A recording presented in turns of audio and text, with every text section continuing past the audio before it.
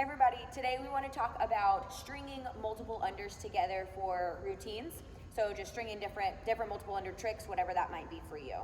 There's clearly two components to doing multiples, and one is your jump, making sure that that's on point and powerful, and then the other is your arm speed, arm motion. So we're going to touch on both of those components today, and we hope that we give you some helpful tips.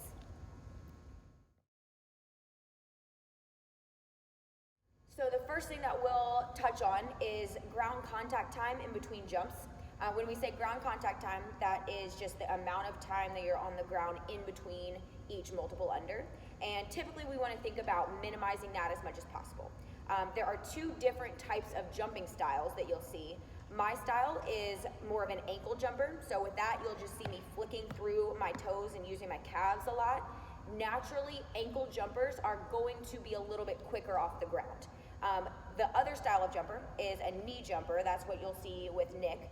And he has just a little bit deeper of a knee bend in between each jump. He uses his quads a lot more to get off the ground.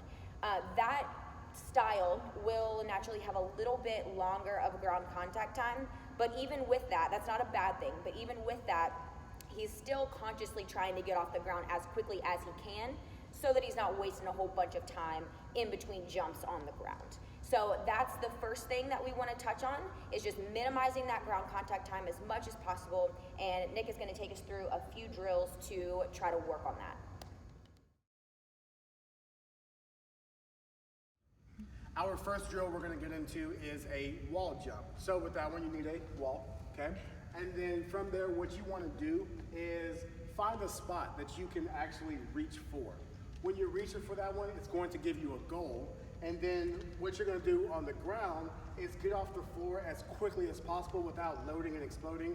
You're trying to just jump, jump, jump as fast as you can. So if I'm reaching up for one of my top lines up here, I'll have my hands up, I jump, jump, jump. So that's a good drill just to kind of get your athletes off the ground quickly, giving them a goal for them to reach for every single time. And it's going to create a little bit more explosion. Our next drill we're going to get into is a tuck jump. Now with this one, what you're going to do is as we jump up, we're going to bring our knees all the way up to our chest. When we land, we have to load and explode as quickly as possible. So it's going to be a slight bend here, like so you can actually load your hips. And then right when you get to about this position, you're trying to explode back up. Not get into a deep squat, not stay super tall. It's a quick load, you get right back up. So as if I just did one, I'm coming down about right here. From this position, I get back up there, and we want to try to do 5, 6 in a row. So as I go up, I jump. And each time I'm going, I'm trying to minimize my contact on the ground and still explode all the way up. So you can keep creating that explosiveness that you're trying to get from your athletes when they do multiples. A few more things to keep in mind on the jumping portion of multiples. Your head is going to be one of the heaviest parts of your body. And so when you jump up, if your head goes down, which we do see a lot in athletes, your whole jump is going to go down. You're not going to jump as high. So we'll see athletes, especially when they're working on leg multiples, TJs, things like that, they'll jump up, and in an effort to get the multiple, they crumble their chest down. So it looks something like this, and they're working hard, but they're not going up.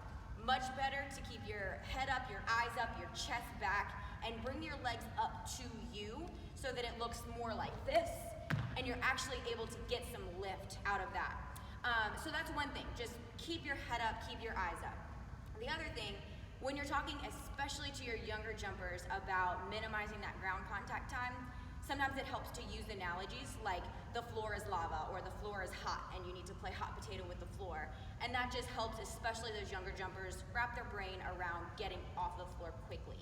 So those are a couple more things to keep in mind with the jump of multiples. Okay.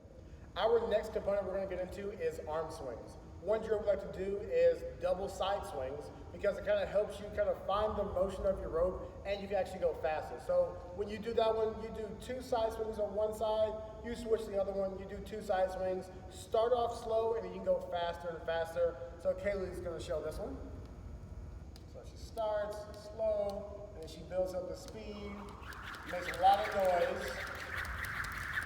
Boom. So funny story, little Kaylee used to walk around the house doing the double side swing drill as fast as I could. And one day, my rope broke right in the middle like this, and it created basically two weapons. And man, that was the best day of my life. Yes. Just walked around the house, weapons everywhere. It was great. Great nunchucks. Yes, nunchucks. They were awesome.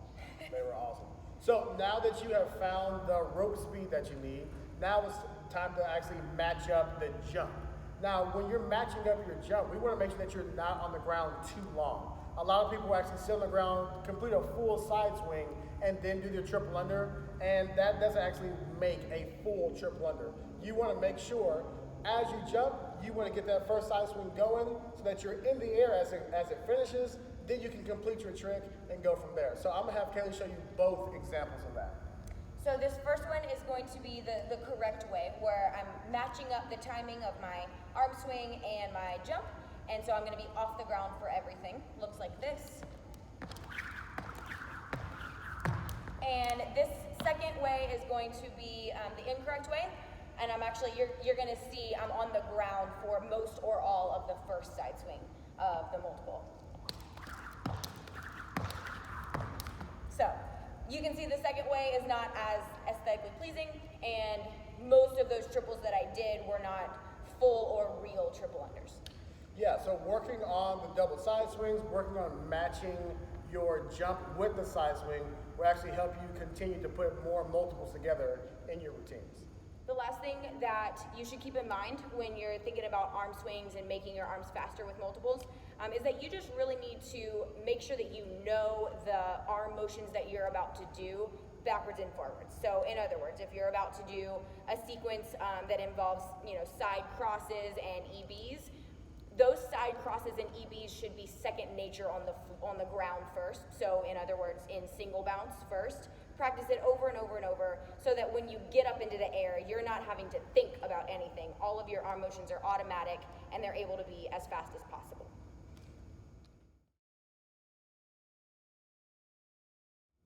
So when you've worked on your jump and you worked on your arm swings, and then of course you've mastered all of your multiples in isolation, you're ready to put your multiples together in a string or a combination.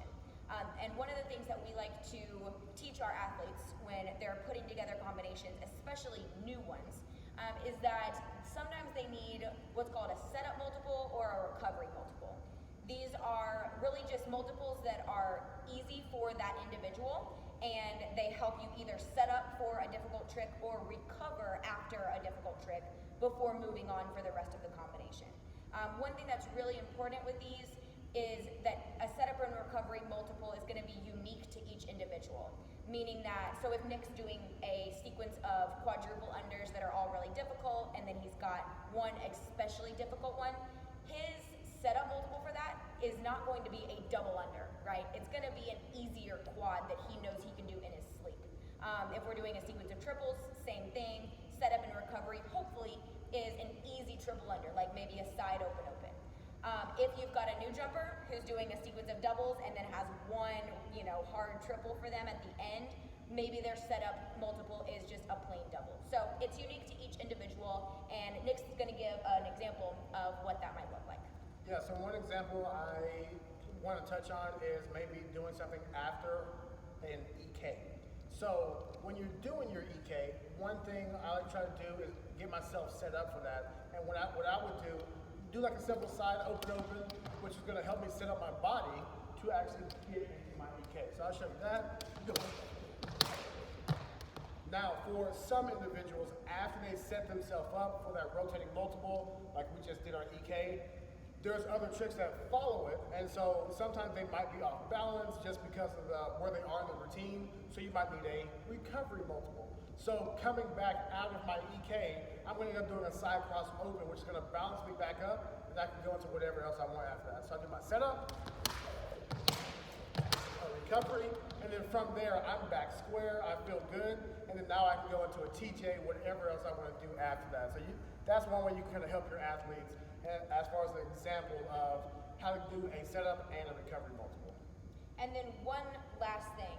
Clearly those setup and recovery multiples are lower in difficulty level. So if we're thinking about score, those aren't going to score the highest. And so if it's possible, if your athletes are progressing well, you might want to think about taking out some of those setup multiples or recovery multiples when they're ready. So put them in at the beginning, let them get the sequence, and then if you can take out a couple, then that's all the better. But they're really, really helpful, at least in